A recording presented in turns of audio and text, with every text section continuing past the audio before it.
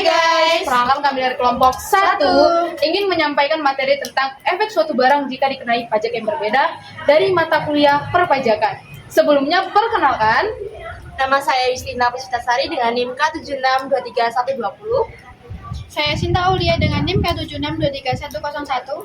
Saya Sidik Maulana Dwi Saputra dengan NIM K76233100. saya Teresia Dea Kabretlim dengan NIM K76233108. Saya Theodora Belea dengan NIM K76232107. Berikut materi yang akan kami sampaikan. Bye-bye. Banget sih ya. Iya nih, Harus banget kan? Iya. Kamu udah lama nyampe sini? Aku telepon lagi. Oh, yaudah. Kita mulai belajar aja nggak sih? boleh. Ih, ampun, tas kamu baru, Yus. Loh, Bel, HP-mu juga ganti lagi.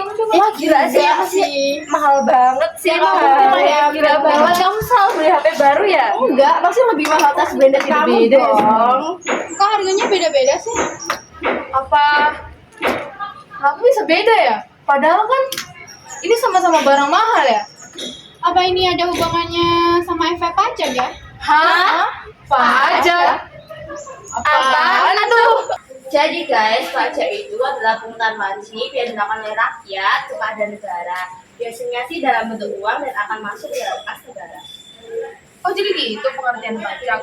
Tapi kenapa tas dan HP kalian kemarin itu harganya beda-beda? Katanya itu ada faktor-faktor yang mempengaruhi pajak. Terus faktornya itu apa aja sih memang? Faktor yang mempengaruhi barang kena pajak itu adalah yang pertama harga, yang kedua kualitas, yang ketiga asal barang, yang keempat dampak terhadap alam, dan yang kelima itu kegunaannya. Gitu. Oh gitu faktor-faktornya. Jadi setiap pajak yang dipungut kepada suatu barang itu akan dibebankan kepada konsumen yang disebabkan oleh elastisitas permintaan gitu. Kok bisa? Jadi gini nih, aku jelasin. Nah, contohnya nih HP nih, harganya itu tuh 3.500.000.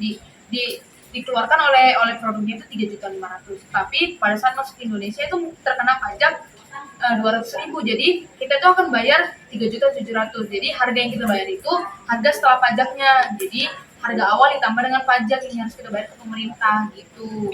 Jadi pajak yang diinternalisasikan ke biaya itu akan menyebabkan harganya naik gitu. Ngerti nggak? Nah, gimana sih? Kok aku belum paham. Sini aku jelasin. Nah, jadi kita akan menjelaskan efek dari penambahan pajak melalui KUA. Pertama kita akan membuat demand supply. Kita tentuin dulu sumbu P, sumbu Q, lalu kita buat demand sama supply-nya. Lalu kita tentuin equilibrium price-nya atau E. Sini Q, sini P, sini E. Nah, tadi kan efeknya yaitu penambahan efek atau peristiwanya yaitu penambahan pajak pada suatu barang. Maka kita bisa menyelesaikannya menggunakan 3 statement Q. Yang pertama yaitu kurva apa yang bergeser. Nah, tadi kan peristiwanya penambahan pajak pada suatu barang. Nah, ini semestinya mempengaruhi kurva penawaran atau kurva supply. Yang kedua yaitu kurva apa yang bergeser. Untuk peristiwa penambahan pajak pada suatu barang, tentunya ini akan mempengaruhi kurva S atau kurva supply bergeser ke kiri karena kurangnya penawaran akibat penambahan pajak pada suatu barang. Nah, terus kita gambar di sini untuk kurva garis S1. Maka kita tentuin buat P1 dan Q1. Lalu kita tentuin buat E1. Nah, untuk yang ketiga yaitu efek apa yang berpengaruh. Nah, di sini berpengaruh kepada P-nya naik dan Q-nya turun. Nah, dari P1 ini merupakan harga barang yang sesudah pajak yang harus dibayar oleh konsumen. Nah, untuk P dari P dan Q ini merupakan harga awal dari barang sebelum masuk konsumen, sebelum terkena pajak. Jadi buat sebenarnya pajak itu juga dibebankan kepada para produsen. Nah, akan tetapi para produsen mengakali menyeimbangkan menambahkan pajak tersebut pada harga jual awal. Jadi mereka tidak akan membayar pajak lagi. Maka kita bisa bikin garis di sini P3. Jadi dari P ke P1 ini merupakan pajak dari konsumen, dari P ke P3 ini merupakan pajak produsen. Akan tetapi harga yang akan dibayarkan konsumen tetap dari P1 dan dari P1 ini. Jadi gini guys, buat kurva penambahan pajak pada suatu barang. Kalau kurva ini tuh sifatnya elastis atau inelastis sih? Terus kondisi elastis itu gimana? Kalau kondisi inelastis itu gimana? Nah, kalau kurva elastis itu gini. Ini aku jelasin. Jadi kurva elastis itu pajak penjual lebih besar daripada pajak pembeli karena barang elastis sifatnya mahal dan tidak semua orang itu mampu untuk membelinya. Berikut adalah contoh gambar kurvanya. Ini sumbu Q, ini sumbu price. Ini garis kurva demand, dan ini garis kurva supply. Ini titik Q, ini titik equilibrium price, dan ini adalah P. Karena adanya kebijakan pajak, maka supply itu bergeser ke kiri menjadi S1. Nah, sehingga terjadi kenaikan pada price menjadi P1. Karena adanya kenaikan harga tadi, maka kuantitinya itu menjadi Q1.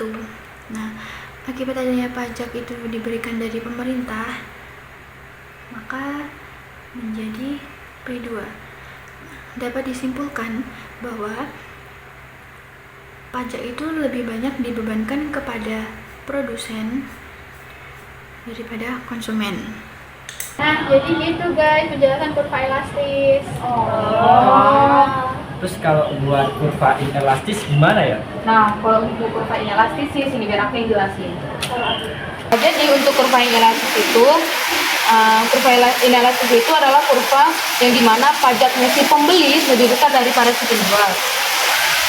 Jadi pajaknya si pembeli lebih besar daripada si penjual. Nah, apa sih contoh-contoh dari barang inelastis? Contohnya itu adalah barang pokok yang dimana ada teh, gula, garam, kopi, dan lain-lainnya. Nah, untuk kurvanya sendiri itu kita ngambil dari kurva bentuk Q-nya, ini P-nya, dan di sini untuk sumbu D-nya, dan di sini S-nya. Nah, ini untuk kuantitinya, ini untuk P-nya, dan di sini untuk titik equilibrium price-nya. Nah, karena tadi sudah diberikan pajak, maka otomatis supply-nya akan bergeser ke kiri. Ini akan menyebabkan S1, yang dimana kuantitinya akan berkurang menjadi Q1 dan price-nya akan menjadi naik menjadi P1. Nah, karena tadi sudah diberikan pajak oleh pemerintah, maka harganya akan tinggi.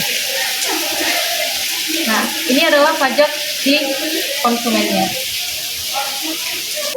Nah, gitu guys contohnya dari kurva inelastis. Oh, ya itu. Iya. Ada contoh yang lain? Ada sih sebenarnya contoh yang lain. Contohnya nih kayak rokok. Rokok kan kayak di kehidupan kita sehari-hari kita sering nemuin kan, apalagi di lingkungan sekitar kita gitu. Bener banget sih. Iya nggak sih? Maksudnya gimana?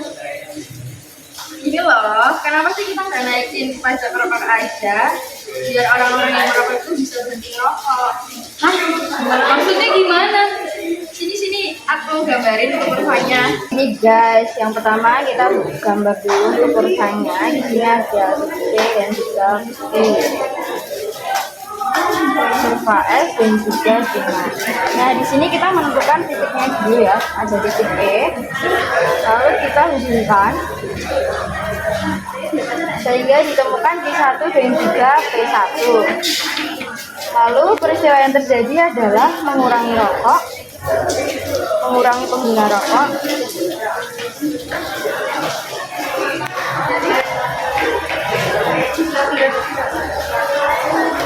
melalui pajak. Nah, di sini kita akan menggunakan three segment Q. Dengan memberikan pajak atau demand akan mempengaruhi permintaan atau demand ya, teman-teman ya.